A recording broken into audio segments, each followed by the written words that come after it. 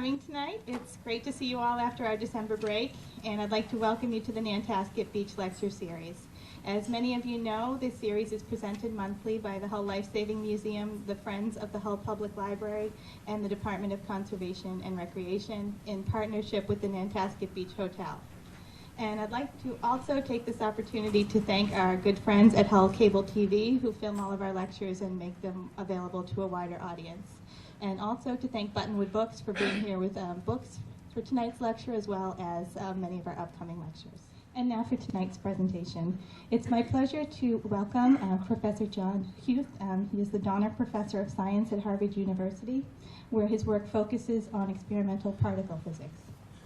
Professor Huth is currently a member of the ATLAS collaboration and participated in the discovery of the Higgs-Boson, the so-called guard particle.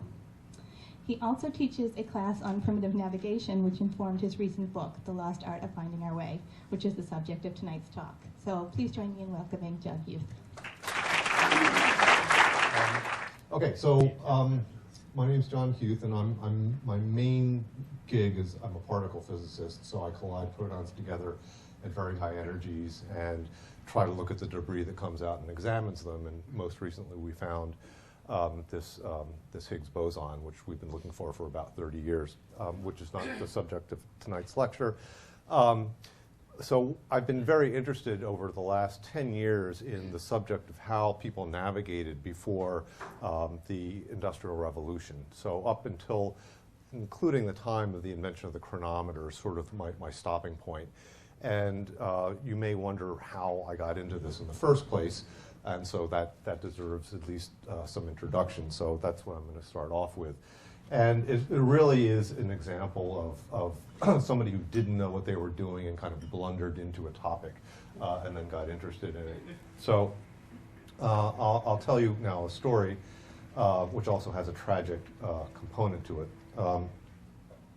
So in 2002, I rented a house off the coast of Maine on an island called Little Cranberry Island, which you can actually see here on the map. And the postmistress rents sea kayaks. And I got a recreational sea kayak from her and paddled around and got to know the area a little bit. The next year, 2003, we also rented the same house. And I also rented a sea kayak from Joy. It was a recreational sea kayak, kind of open. And she was out of compasses and maps. And I said, well, that's okay. I've paddled around the area before, so it should be not a problem. But I was mistaken. So one day, I left from the harbor here, Hadlock Cove, and was paddling.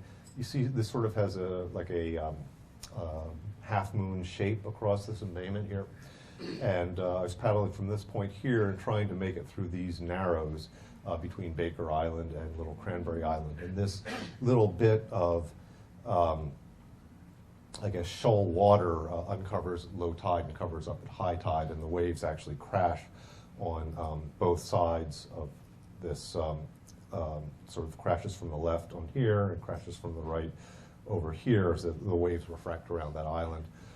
So I was about halfway through this. It's about 2 miles across, and so I had a mile either way to land. And all of a sudden, fog started to close in, and I hadn't thought of that as a possibility.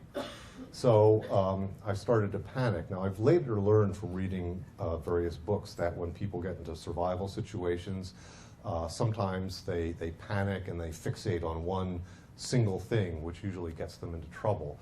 But some people's senses sort of open up, and their sense of time seems to expand, and they start to take in things, and their senses guide them to safety in some sense, some way.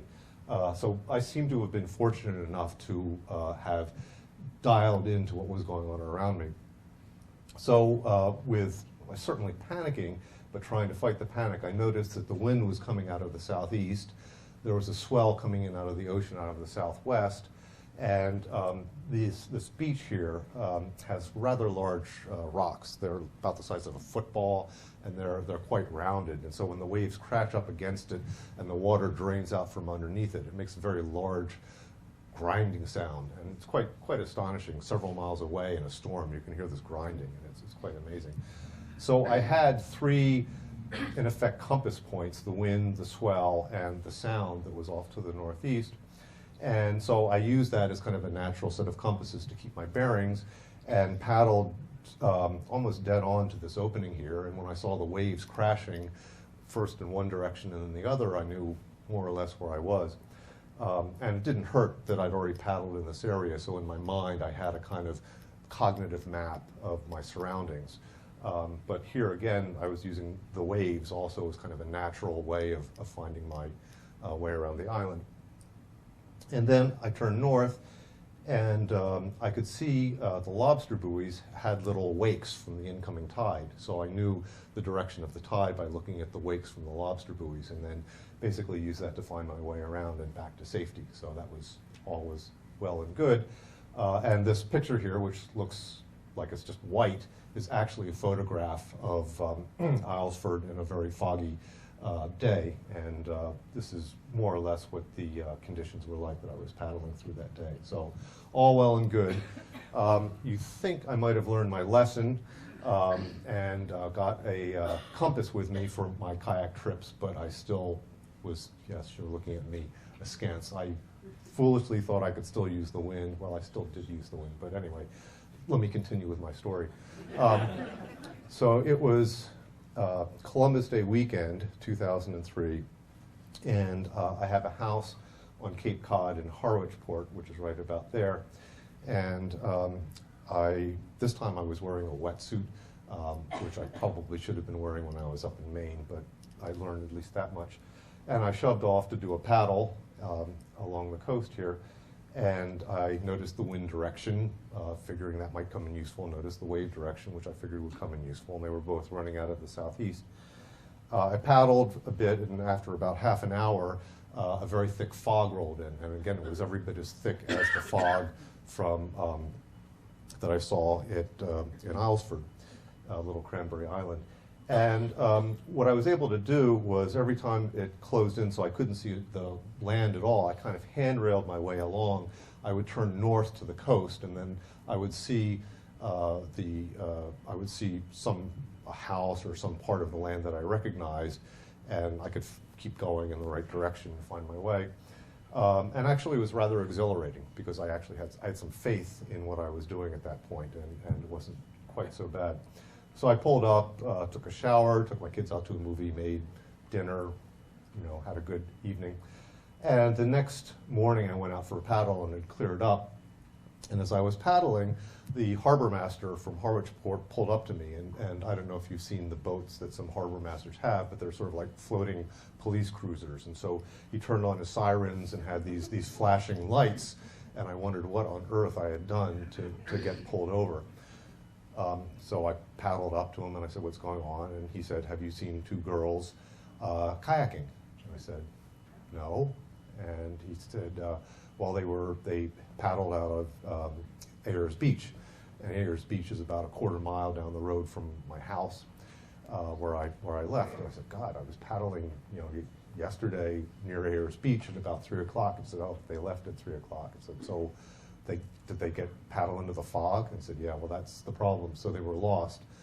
These two girls were lost. And what was interesting is my wife actually saw them set out. So she was walking down the beach with her friend and saw two girls who were getting into recreational kayaks at Ayers Beach. And my wife kind of could see the fog in the distance, the banks, and was saying, I don't know about this. And for some reason she trusted me, or either that or she had the double indemnity clause and the insurance was going to kick in. I'm not sure. I'm still not sure. But anyway, she saw them shoving off, and their boyfriends were there, and they were supposed to go out for a 10-minute paddle. And after 45 minutes, when they didn't show up, the boyfriends called the authorities, and a massive search and rescue mission was launched. And there were boats and people cruising around out here all night long. And there was the Coast Guard had a search and rescue helicopter that was going up and down Nantucket Sound that day. They found the two kayaks empty and tied together that day, and the next day they found the body of one of the girls and never did find the body of the other girl. And so this is what kind of it hit me.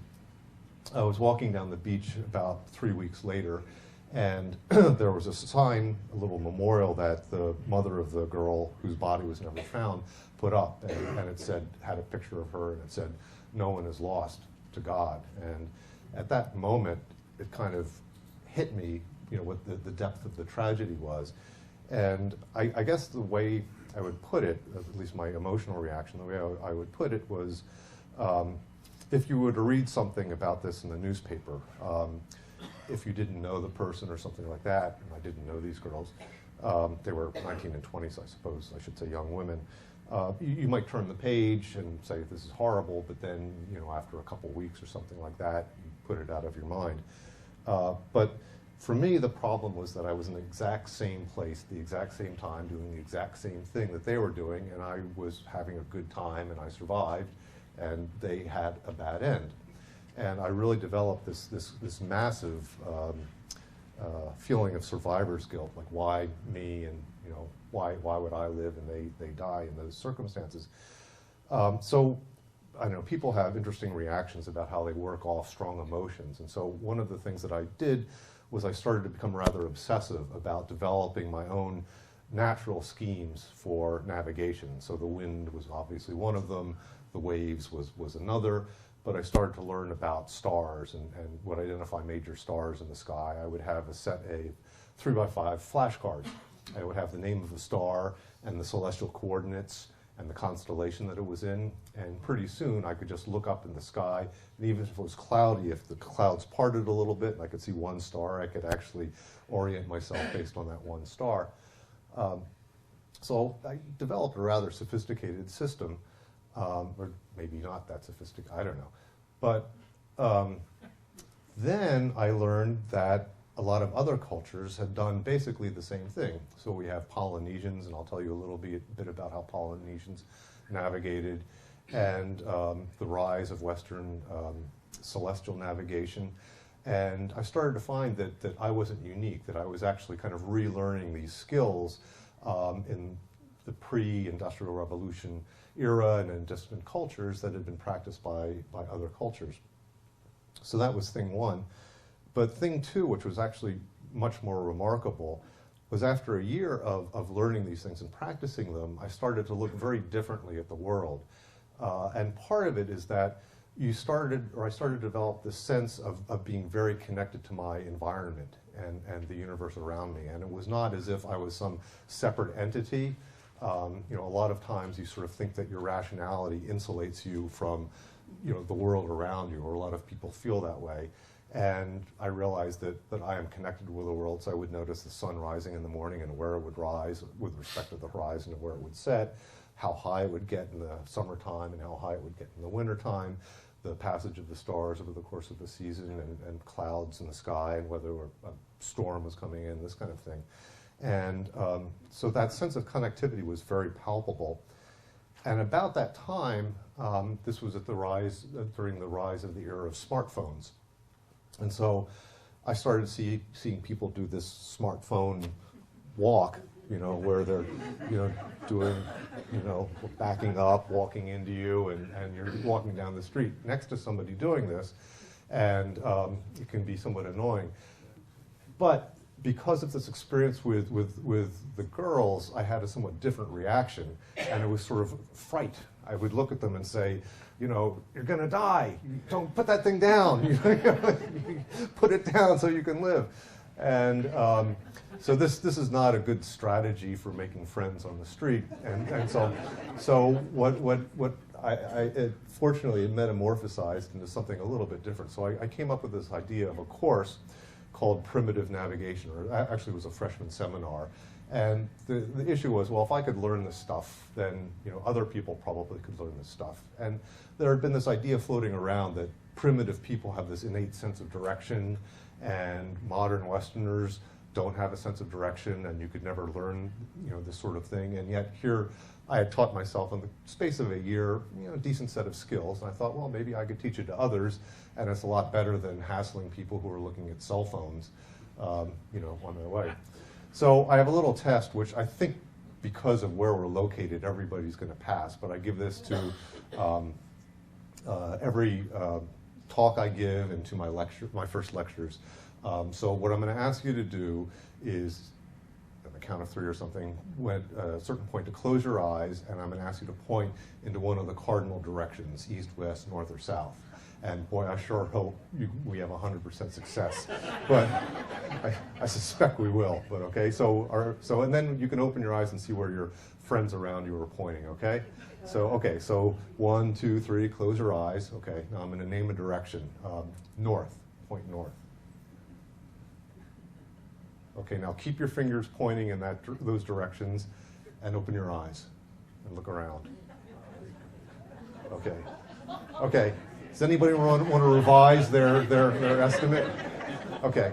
So okay, I'll tell you that's north. Okay. So does anybody want to offer up how they knew that way is north? I mean, it's like shooting fish in a barrel. It just is. It just is. It just is. It just is. Yes. Because I was down here a year ago and did it with the GPS. I was at home, I live nearby, and someone told me that was north. Oh, okay. Well, a lot of people do carry this cognitive map in their heads, and I'll talk about that in a second, which is really a map that you have in your heads of your surroundings to help you orient yourself. I have a better one. My gosh, the beach runs north-south here. So, and the sun comes up there and goes down over there. Right. So Nor'easters come from there. yeah, nor'easters come from there. So your cat, see, everybody's already kind of dialed in. Yeah. Well, I thought for me, it's just the beach is running this way because I drove here at night and I actually was kayaking off of here a few years ago and actually went out from right out here, as it turns out. Okay, so that's the course. And this is the first day of class where we have them all pointing in one direction. And I would say most groups we have about a 75% success rate, and just looking around and eyeballing it, I'd say we'd have about a 90% success rate here, and that's either people are more local or they know the beach and the way the road's running or something like that, or they were here with the GPS, and I don't know, but this group is doing better than most. So that's one of the things we do. I have the clicker, gosh. So modern. Yeah, so here, what we ask them to do is memorize the coordinates of major navigational stars. We give them quizzes, and they have to draw a little map with the stars and the map and everything. And then we have a practical exam where we take them up to the roof of the science center, and we point and say, okay, what's that? And what's that star? And what's that star's name? And which way is north and which way is south? And they can orient themselves that way. So that's more or less the course. And there was no textbook, because you can imagine there aren't a lot of texts floating around for this kind of thing. So I wrote up a text, and then the publisher tapped me on the shoulder and said, hey, how about writing a book? So I did. So that's how I came about here. I can keep using this clicker, can't I? I can see you. It's hard to break old habits. Okay. So what I'm going to talk about is some general concepts about how people arrange the space in their head, and then talk about some specific cultures. And if I have time, I'm going to talk about the development of latitude and longitude. And we'll just see how much patience you have. And if I get to latitude and longitude, I've been prattling on too long, you can just say, stop, and we'll put you out of your misery. But if you want to hear about latitude and longitude, it's kind of an interesting topic. Okay, so the first question is, how do you organize your space? And psychologists have came up with the idea that there are two fundamentally different ways that people organize their space. And part of it depends on how familiar you are with an area. So let's say you've just parachuted into a new territory and you are exploring it. You tend to have what's called route knowledge. So this is the network of roads around Harvard Square. And if you have route knowledge, you know paths, and you know their intersections and how to get from one place to another by following a path, going to the intersection, and following another path out. So you might, if you wanted to go from here to here, you might go into this intersection and then out there. And that would be what you would do if you had route knowledge. On the other hand, survey knowledge is a kind of knowledge, the best way to put it would be as if you were hovering over a landscape and you were looking down at this two-dimensional surface, and you could just see everything at once. And the question is, how could you distinguish whether a person had survey knowledge or root knowledge by their behavior? And this was a question that psychologist Edward Tolman asked, and this was a classic rats in the maze experiment that was done. So what he did was he put rats in a maze and taught them how to navigate between their home and the cheese, and then changed up the maze so that they would have to take a long circuitous path to get to the cheese if they had root knowledge. But if they had survey knowledge, they would learn how to do shortcuts. So shortcutting is the key thing that tells you whether or not somebody has survey knowledge versus root knowledge. And so rather than going from here all the way in and out again, and I'll just sort of look at the equivalent thing on a map or a photograph of Harvard Square from the satellite, you would just jump across from there to there because you had in your mind those two locations, and that there, even though you might not know the road that connects them, you would actually know that there would be a path that would take you from one place to the other. So most mammals do this, rats do this, mice do this, dogs do this. Here's an interesting question, which I've asked audiences, and I never get the right answer. Now it's going to bias you, but okay. So why do dogs pee on fire hydrants and trees? Okay, does anybody, what? Leave their scent. Well, of course they're going to leave their scent. I mean, but why? Prior scent.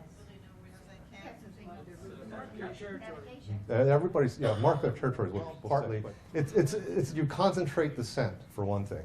Okay, so the issue is you want to find your way around an environment, and you don't want to get tracked by predators. Okay, so you don't want to leave a trail like Hansel and Gretel trail because a predator will go and find you. Okay, which is why dogs, when they do their business, they do this thing with their paws. They aren't trying to bury the stuff. What they're trying to do is wipe the scent off their paws so they don't leave a trail. Okay? But if they want to find their way, if they concentrate their scent on a set of waypoints, they can basically smell the next waypoint from a given waypoint. So they actually have sort of a trail of scents.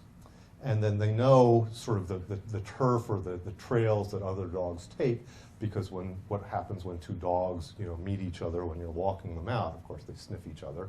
Point being that they know how they're getting around from place to place to place. So that's dog peeing 101, is like they're trying to find their way from place to place in their environment. And they also have shortcutting behavior. And this was something remarkable that happened to my wife. She doesn't pee on fire hydrants. I couldn't go there. She was out doing yoga in our nearby woods, and we have she has these two little poodles that are sometimes referred to as coyote bait. Forgive me for anybody who's a miniature poodle, but they're very nice dogs. And she was doing yoga, and she got turned around, and when she turned her back, she looked back, little Zelda was gone. And she looked around the woods and was in a panic and didn't know what to do. And she was, reasonably, for good reason, scared about Zelda's well-being. And so she went back to the house, and lo and behold, little Zelda was back on the front porch and found her way through the woods and back home, because the whole path was known because of the pee and all this other stuff. So that's what they do. Wolves will exhibit shortcutting behavior. Young wolves will do route traveling, but older wolves will do shortcutting behavior, which indicates that they do have survey knowledge. And obviously humans do too. So we have cognitive maps in our head. This, in a sense, reflects the idea that Immanuel Kant, the philosopher, had, was that our brains are not this sort of limitless sponge that can absorb anything, but there are specialized parts of our brains which are designed to do things like acquire language. It's part of our brain which actually has a cognitive map associated with it. So rats, mice, wolves, and people have it.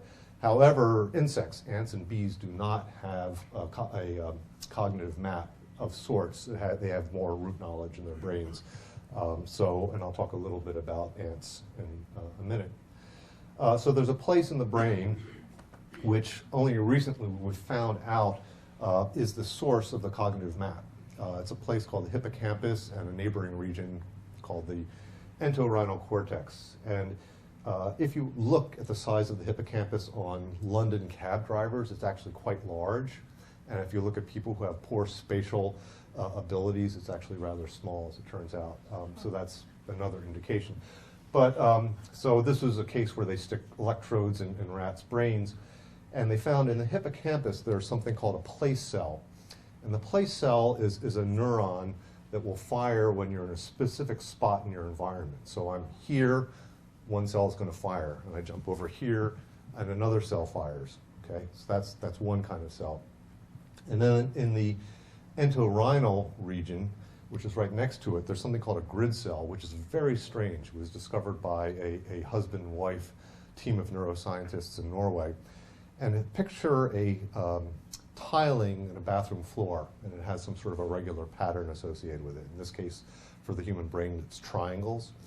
And at the intersection of the tiles, there's a kind of a vertex. So imagine that if you're at a specific vertex, this grid cell fires, and you move over to the next vertex, and the same grid cell fires, and you move over to another of those vertices, and the same grid cell fires. Now you displace the whole thing just by a bit, and now you have a new grid or a new tessellation of the bathroom floor, and now a different grid cell fires and encodes the space. So there's kind of a way that the space is covered by a grid that's encoded by single cells, and somehow the interaction between these place cells and these grid cells creates this cognitive map. Now this is, as much as we know, we don't know how the interactions create this map in our brain, but this is at least a fairly strong clue as to what's going on. So, Question? yeah, question. Does this happen in the dark or when you're blindfolded? What do you have to? Yeah, does it happen in the question is, does it happen in the dark or when you're blindfolded? Yeah, you retain a cognitive map if you're blindfolded because it's how you find your way around. In fact, when you dream, or at least we know when rats dream, they have a cognitive map in their head. People have done studies of the activity of place cells and grid cells in rats' brains when they're asleep, and we find that they download repeatedly the same kinds of maps. So I don't know, I'm not going to ask everybody about their dream life, but I have found that I have very similar dream landscapes that occur over and over and over again, and somehow that's some sort of conservatism in the way your brain operates, that it's using the same kinds of dream landscapes. And if you travel to a different place, you'll have a different download of a different cognitive map. The way you travel will actually produce a different cognitive map. You're an aviator, and Antoine Saint-Exupéry wrote a book where he was saying that the development of the airplane forever changed the psychology of distance and place. And so depending on whether you're in a car, or in a plane, or in a boat, or walking, you may have a different cognitive map. Yeah, I associate so much with this because after 23,000 hours, I could look out the window and pretty much see figure out where I was. Uh-huh. After not looking out for a long period of time. Yeah. He's a pilot, so we chatted before. So we have these different maps that get downloaded depending on whether we're traveling in a car or walking in a place, walking in a different area, or dreaming. And so we store these different maps and they get downloaded. And they come up pretty quick too. Although I don't know if other people have had this, but there's this waking up in a strange hotel room in the dark problem that I have. So for me, I don't know, maybe I'm the only one, but if I'm in a strange city and I'm in a hotel room and it's dark and I wake up and I don't know where I am, it takes a while to figure out. I have to my brain actually tries different maps. Am I here? Am I there? I sometimes think I'm in my bed at home when I was a kid. And then finally, the whole room rotates around and everything plops down into place. And that's kind of the way the brain explores and tries different cognitive maps to find out where it is. Okay, so I'm going to talk a little bit about navigation. And the most, common form of navigation, at least the way mammals' minds work, is something called dead reckoning. And the idea behind dead reckoning is that you're using, you keep track of distances and directions to find your position relative to a known starting point. So a lot of times the starting point is called a point of departure, at least in nautical terms. It's like the harbor where you leave from. You have a heading, which is the direction in which you're going. So you might keep track of distance and direction in all sorts of ways that I'll tell you about. Bearing is the direction to an object that you see, not necessarily your heading. And a fix is an unambiguous establishment of your location. Like say you take some star shots or something like that, or you see a buoy, that fixes your location. So here's an example of a path taken by Columbus, who was one of the best dead reckoners around, on his 4th voyage along the coast of what is now Honduras. And he tacks back and forth 28 times and is able to find his position to about 5–10%, which is rather remarkable given how easy it would be to screw it up. But there you go. So one of the things that is interesting is that humans, in order to keep track of where they are, would rely on their environment. So this gets back to that whole experience I have of paying attention to the wind, the rising sun, the stars, and that sort of thing. And words actually encode how humans used to find their way about on the planet. You just have to look at the etymology of the word. So the word mile, I think somebody might be able to guess where the word mile comes from. Anybody in the room want to? What? 1,000? Yeah, 1,000. Yeah, mille. Mille pace is the word. So Roman legionnaires would pace. So every time your left foot hits the ground is 1 pace. Or your right foot, just pick one or the other. But it's every time that one of those feet hit the ground. And we do this with students in the 2nd or 3rd week of class, and we find that when we average over a bunch of students, 1,000 is about just right. So if you're ever lost in the woods and you want to measure distances, just count 1,000 paces, and you know what a mile is. Another is a passage of time. So that's from distance equals velocity times time. And the hour actually is a division of time that comes to us from the ancient Egyptians and has just been sort of the standard. Other cultures use other units dividing up time. So the distance traveled in an hour by somebody walking 3 miles per hour or on a boat at 3 knots, let's say. That's a league, and in Arabic it's called a farsakh. Another is the furlong, which comes from the fatigue of oxen, which is an interesting byproduct of agricultural experience. So you have to think about this a little bit. If you have a plow behind an oxen and you're pushing it along, you don't want to turn it around because it's a pain in the butt to turn it around. On the other hand, if you go too long, the oxen's going to get tired, and it's just going to poop out. So you want to stop at a good enough time when you give the oxen a rest and you turn the plow around. So there's some sort of optimization that goes on. Turns out that optimization is about 220 yards, and that's the length of a furrow, or in Saxon, a furlong. Okay? And in Greek and Egyptian parlance, it was called a stad or stadia. Another is drift and water. Again, distance equals velocity times time. A knot is a nautical mile per hour. And in the British Navy, what they did was they took what was called a log line. So you take some sort of a piece of wood and tie it to a rope, and you throw it overboard and you let it pay out. And periodically you tie knots in it, and you have a little sand glass.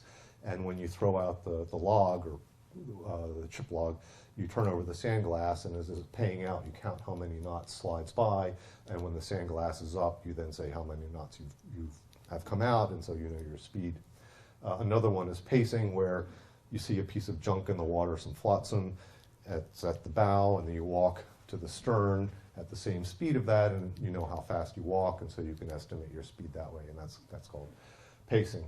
And there are other tricks like counting strokes while kayaking or counting your strokes while swimming. I can tell you it takes me 417 strokes per mile when I kayak, but that's just because I'm a nerd and calibrate everything that I do. So we aren't the only ones that do pace counting. Turns out there's an ant called Cataglyphus, which is a desert ant which lives in deserts across the world, and it counts its paces by in order to go from its home to a food source and back. Now you might ask, how do scientists know that ants count their paces? Okay. This is something that I was curious about. I actually talked to a guy that did the original studies with Cataglyphus, and so what they do is get mad with me. It wasn't me who did this. They sometimes will clip the lengths of the legs of the ant with little scissors, and sometimes they will put the ant on a little platform and glue stilts on their legs. So the ants with stilts on their legs have a longer pace, and the ants with the clipped legs have shorter paces, and the ants with the shorter legs will not go as far, and the ants with the longer legs will go further. So they were able to demonstrate that the ants physically count their paces. Okay? So there you go, Mother Nature in action. One of the more interesting, for me, things is the environmental names for directions, which tells us a lot about how people found their way. So in a very large number of cultures, there is an emphasis on the direction of the rising sun. In Semitic cultures, they had temples that were facing the east. We just had this whole story of the Magi, who in Matthew, who came from the east, and the star rose in the east, and this kind of stuff.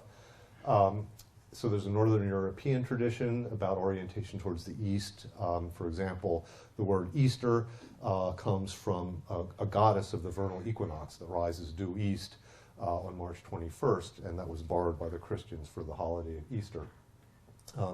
So in Latin, oriens is east and is the direction of the rising sun, which is also where we get the word for orientation, or the Orient.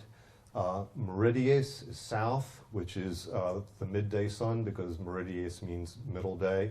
And occidens, which means occulting, is west, and that's the setting sun. And then septentriones, which literally translates into the seven plow oxen, is the name that the Romans gave to the Big Dipper, because it looks like a plow and there's 7 stars in it.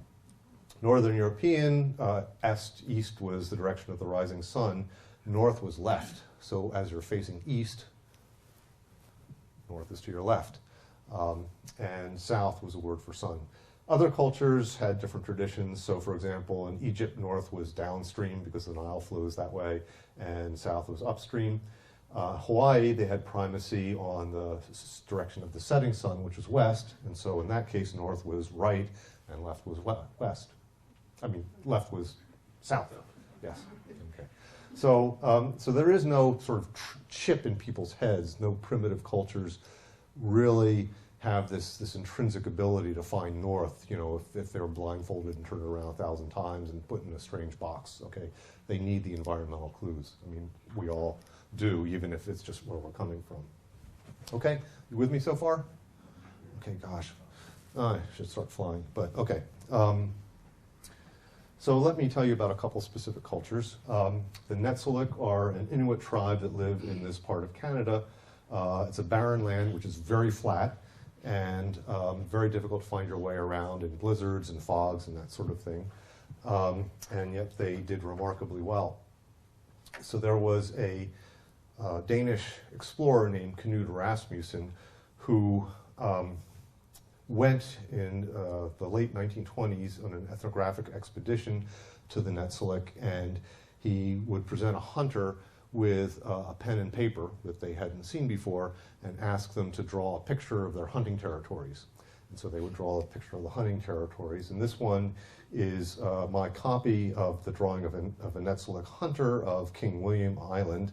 And this is the trace of a very accurate satellite image of the same island. So you can see that even though they didn't have cartography, they could draw do a pretty good job. You know, this little nose here and that nose, these islands here and these islands here.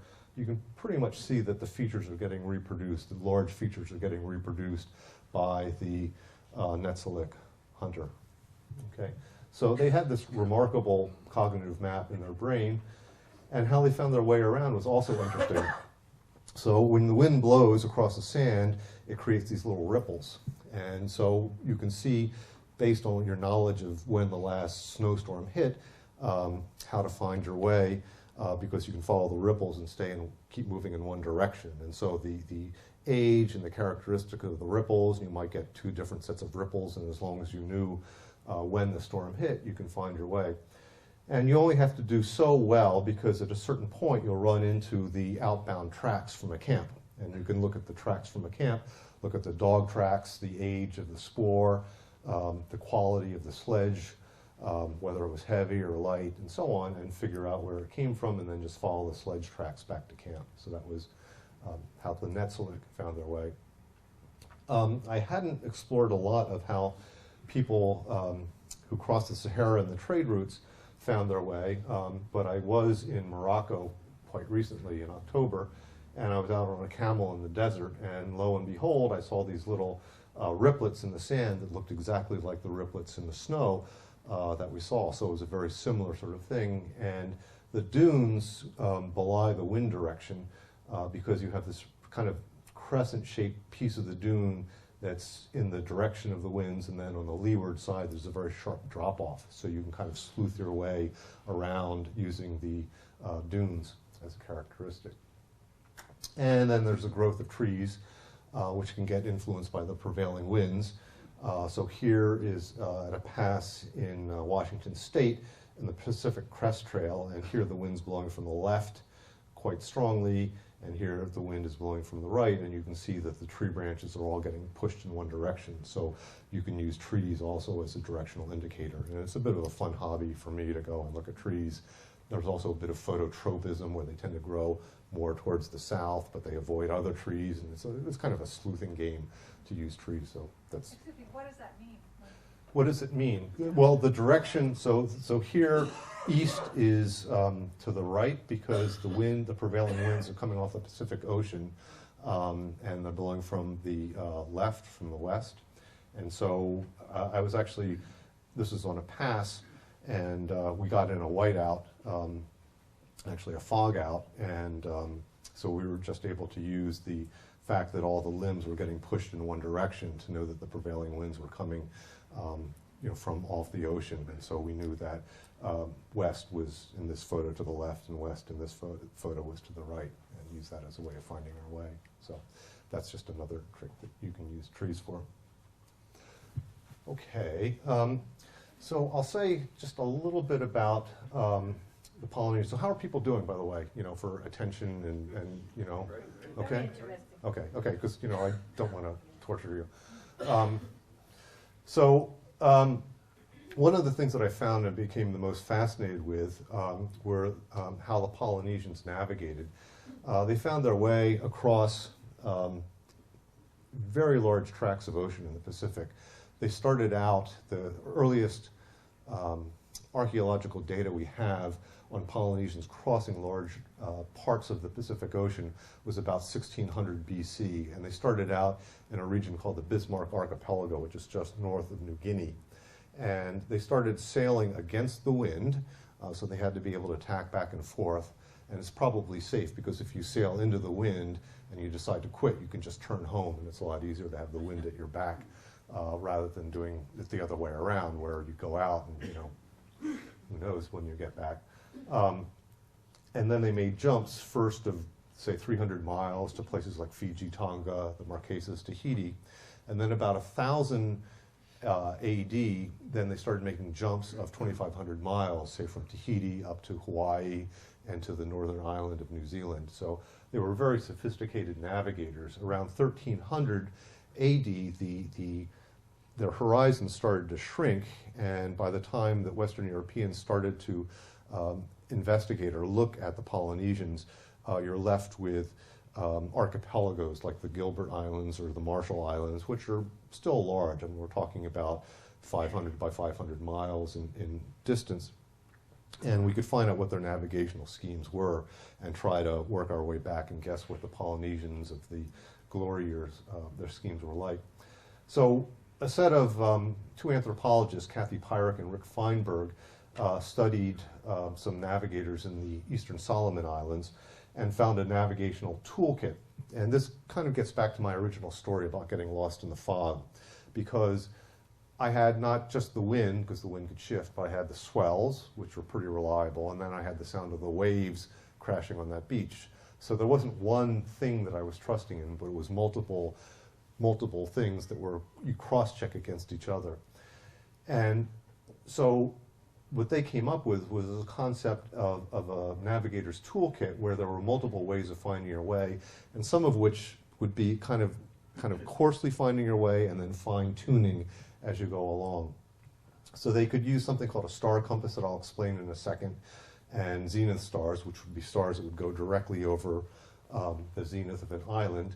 And that would be kind of rough. There was a mysterious phenomenon called underwater lightning that we don't really understand, but it's like darts of lightning underwater that would point in directions of the island. A wind compass, which is in effect what I was using when I was out in the water. Wave piloting, so looking at the patterns of swells and the reflections and refractions of waves in and around islands. Looming, which is the telltale light on the horizon that is reflected from an island that's still over the horizon, so you can't see the island itself, but it projects light into the sky, and so you can actually see a different coloration.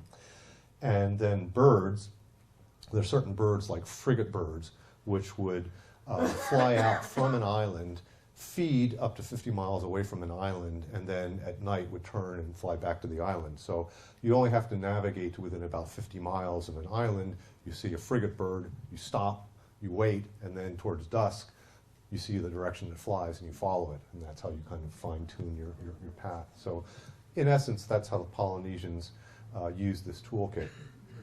So the star compass, just to give you a rough idea, stars will always rise and always set at the same azimuth. And by azimuth, I mean north is 0 degrees, and you just go around the circle of 306 degrees, south is 180, east is 90, and west is 270. But they didn't have a numerical scheme for dividing up the horizon. They divided up the horizon by the positions of major stars. So, for example, Betelgeuse rises at 8 degrees north of due east and sets at 8 degrees north of due west. And you have these other stars, Canopus, Vega, and Dubhe, and so that forms a star compass. So if you see a star rising near the horizon, you can use that as a reference, and even if you don't remember the names of the stars that come after them, you can still have what's called a star path and just sort of associate the next star in line as on your heading that you're taking. And some navigators, like in the Gilbert Islands, would memorize as many as 130 navigational stars. Others would memorize as few as maybe 20 and use the star path concept as a way of finding their way. So there's a lot of range in how the Polynesians did it. A wind compass is quite common.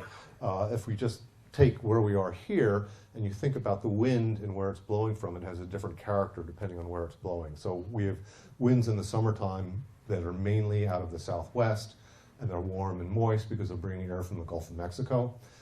In the wintertime, we tend to have winds more from the northwest, and they tend to be cold and dry.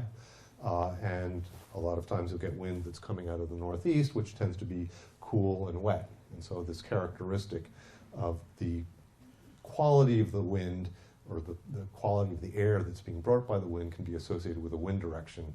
And this is actually quite well known in a lot of cultures. Here is an Anutin wind compass from the island of Anutin in the Eastern Solomons.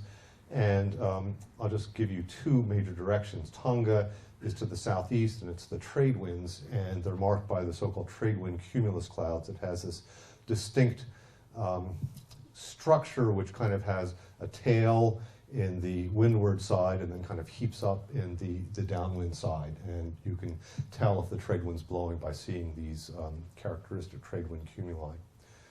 Another thing that was a bit of a mystery to a German bureaucrat in the Marshall Islands were these stick charts. He came across these charts and didn't know what on earth they were, and nobody would tell him what they were. And he asked people, and they treated him like a pariah, but he finally was persistent and found out that these were patterns of swells from refractions and reflections around islands. And so here is one example. If you have swells coming in and from the east, and they pass an island, they hit the shallows outside of the island, so they start to get bent. And so here the waves from the going across the north side of the island get bent towards the south, and the waves coming from the south side of the island get bent to the north, and they have this crossing pattern. And the crossing pattern in Marshallese is called Nitten Kot, which is the name of actually a cage that they have on land for trapping birds that are fighting birds, basically, and because it has this crossing pattern. And it's very distinct. And in fact, if you remember from the beginning of my talk, when I saw this place where the waves were crashing in opposite directions, I knew I was on the sort of the side of the island that was away from the swell. So there was an example where, without knowing this tradition of wave piloting, I just kind of figured it out on my own. So here's just a little example of an animation that I'll run for you, which shows an island here, and then just the progressive shallowing. So the lighter colorations means it's more and more shallow. So we can run that real quick. So here are the waves coming in, and you'll get some reflections off the island and also refractions around the island. So there you can see some of the reflections coming back, and you can see this crossing pattern of the knit and coat there. So when you get this crossing pattern in the down the side away from the swell, you get that. You get this 45-degree angles where you have the swells reflecting back at a sort of kitty corner to the incoming swells, and then you have this region here where the outgoing swells are parallel to the incoming swells. Rather distinct. And recently I started working with an anthropologist, Joe Gens, who was working with a native to the Marshall Islands, Captain Corinth Joel, who was showing some of his stick charts. And Captain Corinth learned wave piloting from his grandfather, and basically is trying to revive the tradition. So I've been spending time looking at some of the videos and trying to understand what Captain Corinth was doing. And it's a case where Joe, the anthropologist, didn't know a lot of the physics of how waves interact with islands, but I did, and so we sort of formed this collaboration about trying to see how exactly he was doing piloting and what was going on. And this is just sort of showing kind of a two-dimensional version of this similar thing, but here the incoming waves are extinguished when they crash up on a rather abrupt atoll, and then you get a wave shadow underneath it, and here are the reflections, and you put them together, and you get this strange, interesting signature.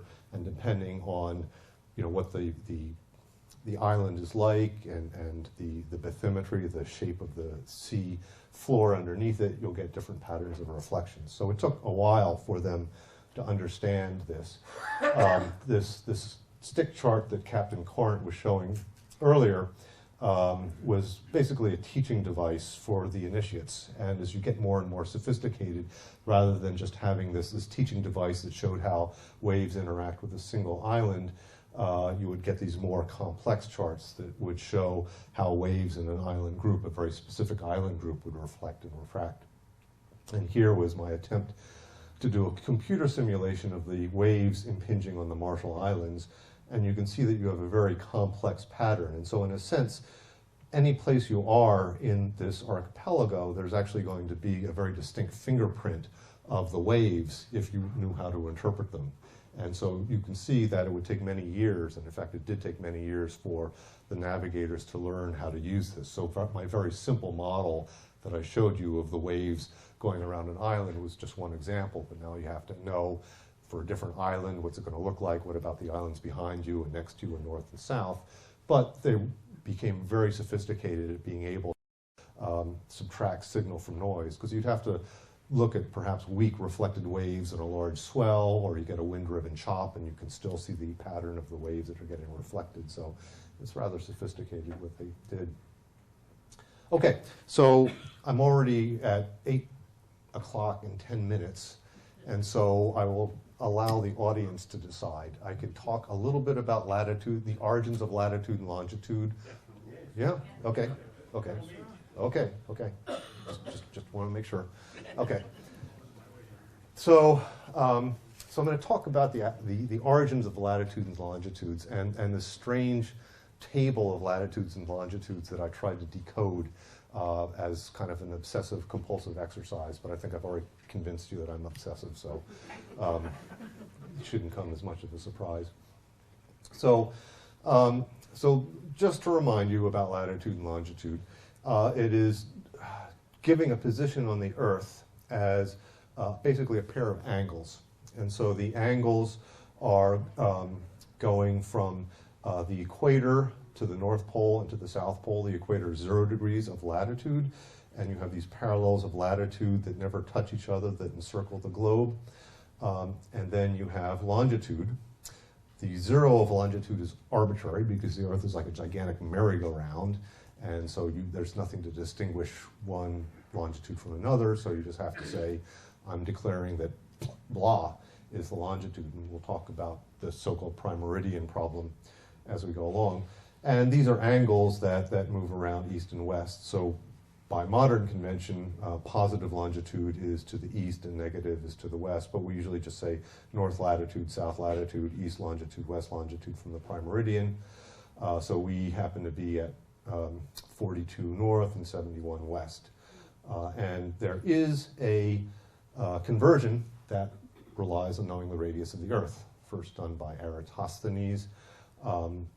And 1 minute of longitude, that is 1/60th of a degree, is defined to be a nautical mile, which is 1.51 statute miles. Note also that all the lines of longitude converge at the North Pole, so 1 minute of longitude is not going to be 1 statute mile. It's going to vary depending on where you are. Yes? Where is 0 for the longitude? That's the question. Well, for us, in the modern era, it's the Greenwich Meridian, which is an observatory. However, this actually was a problem for ancients, and I'm going to get exactly into that. But that's the Greenwich Meridian that we see, right? Yes, this is the Greenwich Meridian here, and so that's England, and if you look really carefully, it's right, about as good as I could draw it. So let me say one thing that is interesting about the way we map stars, and this is what I did with my little flashcards. The way we map stars in the sky is we use an almost identical system. We have, in effect, celestial longitudes, where right over the terrestrial equator, there's a celestial equator that circles sort of an imaginary globe in the sky, except this whole thing rotates once every 24 hours. And then you can define lines of longitude in the sky, lines of latitude in the sky, which are called declination. And then there's also the equivalent of lines of longitude in the sky, which astronomers use, go by the name of right ascension. And one of the things I did for my class and my own uses is I redefined right ascension, because right ascension comes from astronomers, and because things move in the sky, rotate around once every 24 hours, right ascension astronomers use hours, and I didn't like that. I wanted to map positions in the sky directly to positions on Earth, and that was how I memorized the positions of these major navigational stars. So, for example, I will tell you that 2 stars that kind of mark our location, and people know about the summer triangle here? Have you ever known, does anybody know about the summer triangle? Gosh, it's a wonderful, so somebody back here, yeah, it's a wonderful, wonderful, what's called an asterism, which is a pattern of stars in the sky, which is not, strictly speaking, a constellation. In the summertime, if you look high in the sky, you'll get a very big triangle. Okay, you'll see it in almost any conditions, even in the city where you have a lot of bad light pollution. And the 2 stars that are at the top, the northernmost part of it, are Vega and Deneb. Vega is about 39 degrees north, and Deneb is at 45 degrees north. So they'll go directly, they'll kind of split our zenith, because we're at a latitude of 42 degrees north. And so Vega will pass directly overhead, let's say Philadelphia or something like that. And Deneb will pass directly overhead, say Calais, Maine, which is right at the border with New Brunswick. Okay? And so these 2 stars will pass almost directly overhead. So that's, in a sense, a way that you can already conceive of how stars will map, star positions will map into celestial positions on Earth. Okay? So you kind of already maybe get the idea. You have Polaris, which is always north, so that's kind of an easy one. Okay. So how did the ancients figure out, and the ecliptic is the path of the sun over the course of a year. So at the vernal equinox, it's just crossing the equator. We're close to the winter solstice, so the sun is at the lowest declination in the sky, which is about -23 degrees, and the summer solstice is at plus 23 degrees. So that's why it's warm in the summer, because the sun's high in the sky and the days are long, cold in the winter because the sun is low in the sky and the days are short. Yeah, question? They define also the latitude of where the sun never sets, so I can't think of the name. Oh, the Arctic Circle. Yeah. So the Arctic Circle is where the sun never sets, and that's because, where the sun does set, it just sets for 6 months. That's 66 degrees north. And so the technical name for the highest point that the sun is directly overhead is called the Tropic of Cancer in the summer, and the lowest point is the Tropic of Capricorn. So that's some other demarcations. Okay, so one question is, how did ancients know how to figure latitude? Okay, fair question. So if you look at the shadow of a stick over the course of a day, the tip of the shadow of a stick over the course of a day, it tends to make a funny path called a hyperbola, okay, which is a funny curved path, and you don't necessarily need to know that.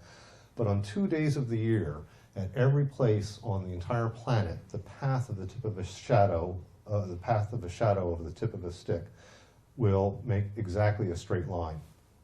Okay, and when you take the shortest distance of that straight line, if you see this diagram here, this is the shortest distance.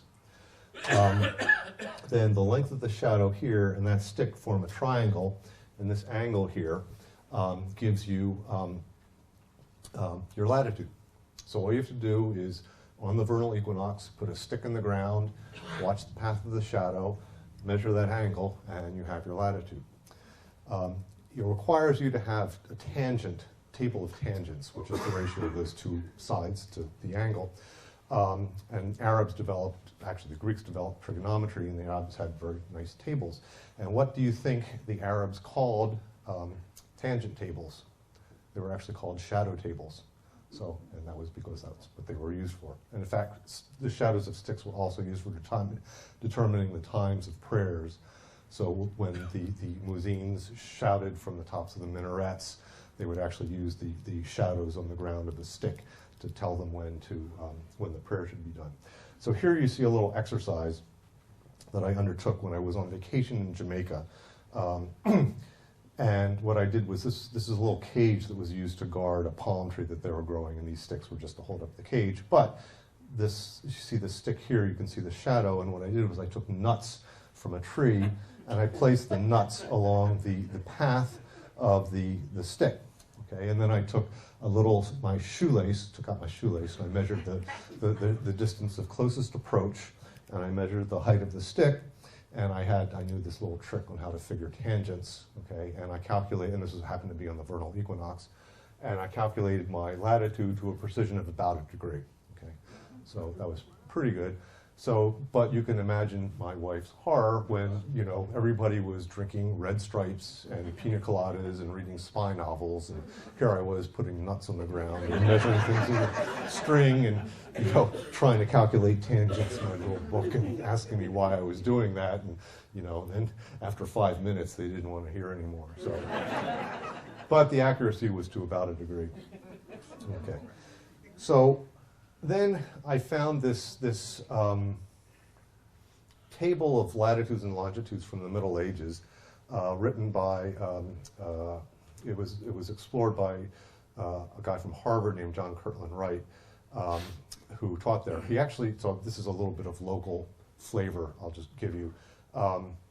He was a geographer, and he found the table of latitudes and longitudes and wrote a paper about latitudes and longitudes in the Middle Ages. It had a number of entries in them. He also taught a course, this is like 1919, right after World War I, a course in military strategy at Harvard. And I asked the archivist at Harvard to let me see his papers. And so the archivist got the papers in a little box, and I went down there and opened them up, and there was this course in military strategy. And one of the exercises was how to defend Hingham in case of an invasion. So I thought you would be glad to know that somebody has figured out how to defend Hingham. Yeah, there you go. Didn't say anything about Hull. So in this paper he wrote, and now I'll get to your question about the 0 for longitude. In this paper, he gave the readings, the latitudes and longitudes, and however somebody figured it out, about the name of all these strange cities. And some of them you could figure out. Toletum was Toledo, Alexandria was Alexandria, Aswan was Aswan, Sana'a was the modern capital of Yemen, Baghdad was Baghdad, Saradin was what's now Sri Lanka. Some other strange places, Sigdamasa, which I didn't know what that was then, but it was the northern terminus of a trade route of gold and salt going between there and the empire of Ghana across the Sahara. And I actually made a pilgrimage to Sigdamasa recently in October when I was in Morocco. And it's just a set of ruins far out in the desert and not marked by anything. It was rather remarkable. Now, as far as the 0 of longitude is concerned, by convention, Ptolemy, who was a Greek geographer, among other things, and the Greeks by convention had this idea that the world was 180 degrees of occupied territory called the Oecumene, which is where the word ecumenical comes from. And it was surrounded by an encircling ocean. And so the scheme that they used for latitude was rather obvious. The equator is 0 and the North Pole is 90 degrees. But then how do you determine the prime meridian? So Ptolemy's scheme was to pick a point, the westernmost known point of land, which he called the Fortunate Islands. And the Fortunate Islands were kind of in Elysian fields where souls would go before they pass on to heaven. So the idea was that the 0 of longitude was at the Fortunate Islands, and then all positive values would go to the east. Okay, and since that was the westernmost point of land, there were no negative values because you can't go further west than the furthest west known point of land until you found something further west, I suppose, in which case you have to move it. At least that was the idea at the time, and nobody knew about North America then. Okay, so let me ask people a question. What do you think would be people would use a table of latitudes and longitudes for in the Middle Ages? Find a location. Find the location. Navigation, stars, sailing, Sail. navigation. Nope. Turns. To the stars, they would know land. Astrology. You might ask why astrology. Well, so there's this thing called natal astrology. So the modern astrology that we have, you open up the newspaper and you go down and you see, I'm a Pisces. That's a sun sign, and that's basically the sign of the zodiac that the sun was in when you were born. Okay, they had a much in the Middle Ages. In fact, the hardcore astrologers have a system which is called a house system, and your life is foretold by the positions of stars with respect to houses in the sky on the moment you're born. So let me illustrate this. There are 12 houses in the system. The eastern horizon is the boundary between the first and the 12th house, and there are 12 houses around the sky. So you know the song The Age of Aquarius, and when the moon was in the 7th house and all that stuff. So now you're going to know what that means. So the eastern horizon on the moment you're born is the boundary between the first and the 12th house. And then you go down for houses 1 through 6. And the bottom is called the nadir. And then these all are characteristics that you might experience in your life. And then the western horizon is the boundary between the 6th and the 7th house. And then you go from the western horizon up 7 through 12 houses. And so just as an example, the spouse is the 7th house. Okay? So now, if you know your latitude and longitude, you know what the houses are. And then if you have a table of stars, which are called an ephemeris, that can tell you which houses the stars were in, the zodiacal signs were in, the planets were in. So here is the natal horoscope of somebody I know, a woman. And the 7th house is a house of the spouse. So that foretells how well you're going to do with your spouse. So if you have Mars, the god of war, in your 7th house, that doesn't bode well for married life. Just saying.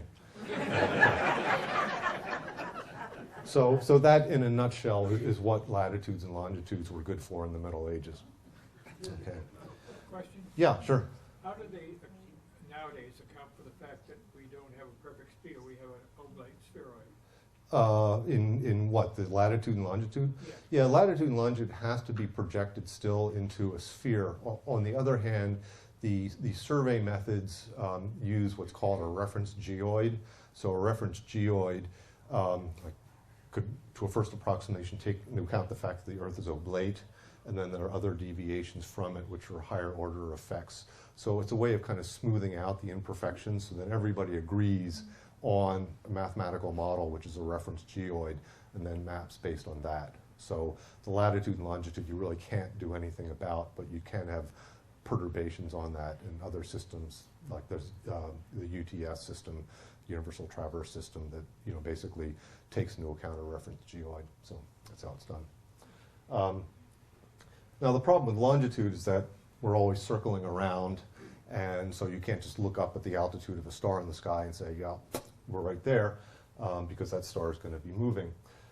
So in the Middle Ages, what they did was just use the reports of travelers, dead reckoning. So you know how many paces it takes to get from Sana'a to Baghdad, and you know it's roughly in this direction, so you can figure out what the longitude difference is. So it's far less precise. So typically you can do about maybe 10% in pacing and dead reckoning, whereas you can do about a degree in that technique that I showed you about the sun. On the other hand, there is a technique which uses actually a fairly precise determination of the timing of the sunset to a lunar eclipse, because a lunar eclipse is something like an explosion or something, a time marker that everybody sees happening at the same time.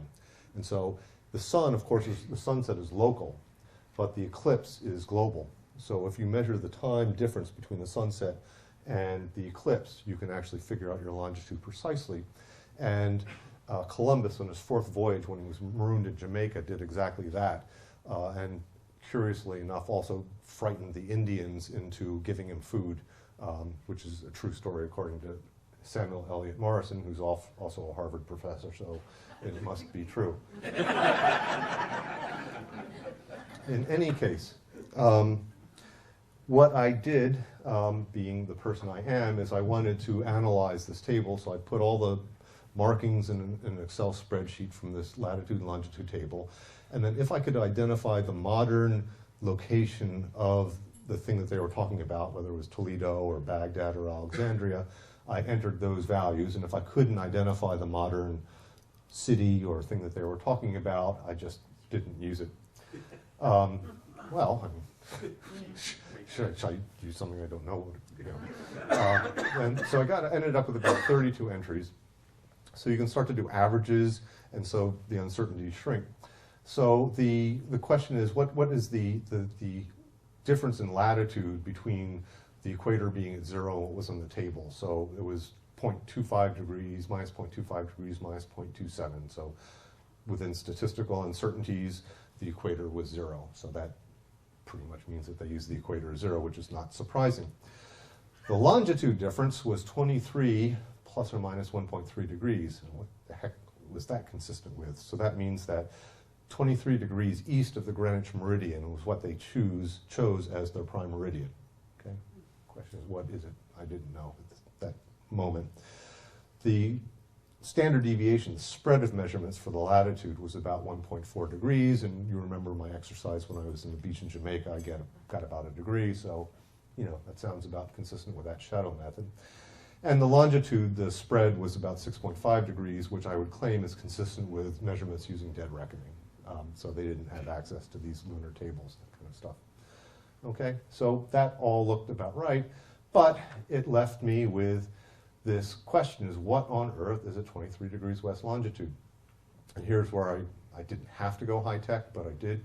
So I got out Google Earth and I looked at 23 degrees west of the Greenwich Prime Meridian, and the only thing that's there is the Cape Verde Islands. But if you read the history books, the Cape Verde Islands were discovered by the Portuguese in 1460. The only other thing that might have been known to people in that era were the Canary Islands, but they're 16 degrees west, so that's not at all consistent with my errors.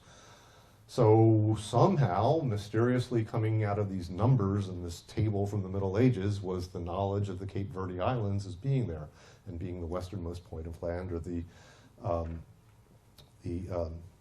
Eternal Isles, the Blessed Isles. So the question is, well, is that really what people used?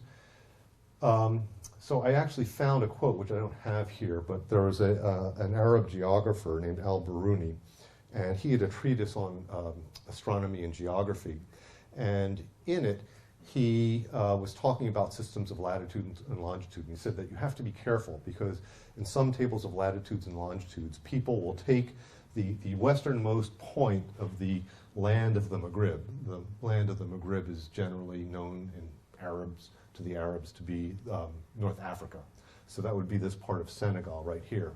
But other tables take the Fortunate Islands in the manner of Ptolemy to be the location of the prime meridian.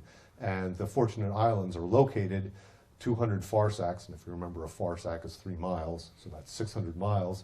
600 miles off of the westernmost point of the land of the Maghreb, which turns out to be exactly the distance, the physical distance of the Cape Verde Islands. So we have, coming out of this table, the Cape Verde Islands in terms of the longitude difference, and we have in this guy's written and completely independent piece the assertion that the Fortunate Islands are 600 miles off the coast of Africa, the westernmost point of the coast of Africa.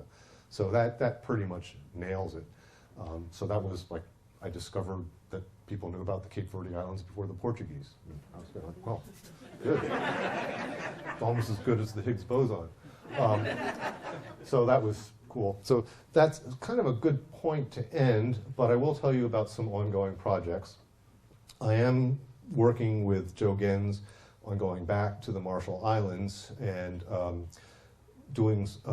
reviving some of this wave piloting, because I think I understand kind of well some of the things that was puzzling him about his discussions with that Captain Corin, and so we want to now test that. Underwater lightning. I have an idea as to what's causing this mysterious underwater flashes that are guiding the Polynesian sailors. And I also have an ongoing collaboration with anthropologists on spatial orientation in Oceania. So there are other things that I have a paper in the works with them. So I think I'll end there and see if there are any questions. Yeah. Would you just explain this underwater lightning? Okay. I never heard that term. Okay.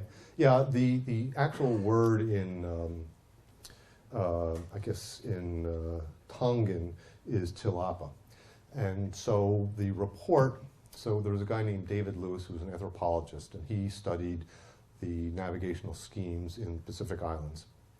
And he interviewed one navigator who said that there are these flashes of light that appear a few feet underwater.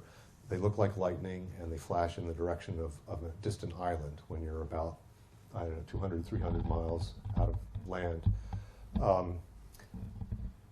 He interviewed another guy in the Gilbert Islands who had a very similar phenomenon, and then another guy in the Eastern Solomon Islands who saw a very similar phenomenon. Didn't say what it was.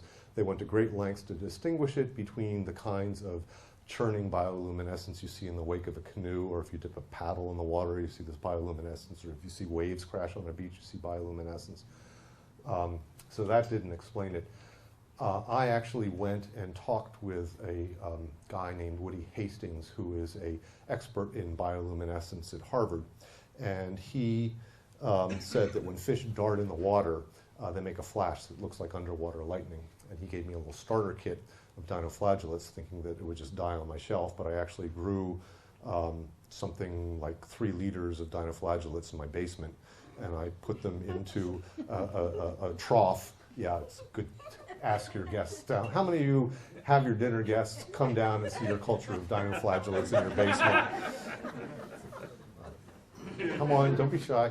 Okay, so in any case, so I then had a long trough, and I took a segmented fishing lure, and I drew the segmented fishing lure through the dinoflagellates in their dark phase and photographed it, and you can see it on YouTube if you've put in underwater lightning.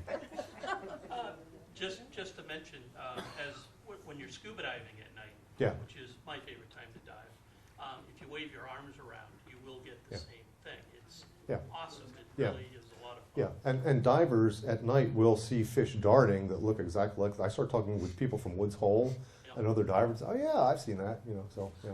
So that's what I think it is, yeah. Are you as thorough in particle physics as you are in navigation? Well, I try to be, yeah. I found the top quark and I found the Higgs-Boson and, you know, I don't know. I have a cloud chamber in my basement.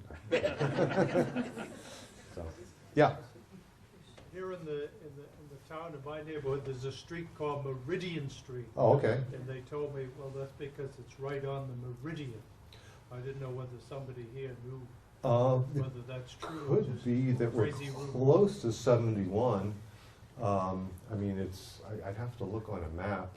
God, I wish I had a, we can look it up afterwards, but I mean, there, you know, we might be close to like the, you know, the 71, 72 dividing line or something like that. Now, there was a point where Washington had the prime meridian, but I think that's too far west, you know, to be the prime meridian. But different countries had different prime meridians. So France had Paris, and England had Greenwich, and the U.S. had Washington, D.C. And it wasn't until like 1884 that there was a prime meridian conference, and everybody decided on Greenwich at that point. So there was actually arbitrariness up until then. Yeah. How do birds and monarch butterflies navigate? I don't know about monarch butterflies, but I know of two mechanisms that birds use to navigate. One is sensing the Earth's magnetic field, and we still don't know how they can sense the Earth's magnetic field. It's an ongoing mystery. I have my own theories, and I'm actually working with some people on that. And some birds navigate by stars. So there's like birds that navigate from Europe to Africa, and you might ask, how do we know that they navigate by stars? Release them in a planetarium. So, yeah.